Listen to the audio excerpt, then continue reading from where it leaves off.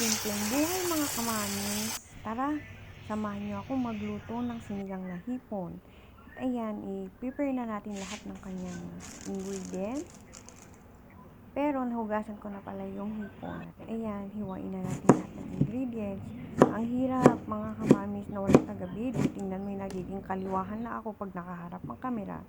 At ayan guys, yan, sunod na natin ang sibuyas, kamatis, at saka luya ang ating halo. Habang naghihiwa tayo, ay pakuluan na natin ang ating tubig para kumulo. Ayan, habang pinapakulo natin, hihiwain natin ang pechay na binili ko kanina sa palengke. At ayan nga pala, ayan lahat yun, 50 lang. Lahat yan dito sa Taiwan.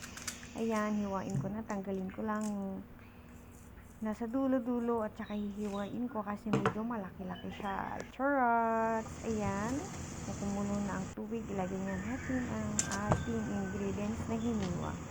Paghaluin natin sa isang kaldero. Luya pala yan guys. Parang hindi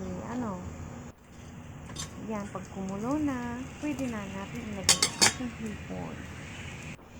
Ayan, kumukulo na. Ayan, sarap.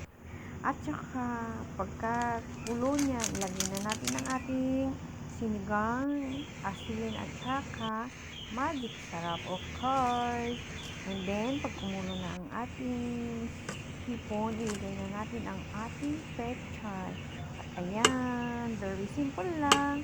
Pero, yummy yums. Ayun, nakakaguto. Matakpan natin hanggang sa maluto ang ating pechay. Haluin lang konti. And then, ready to serve. Thanks for watching.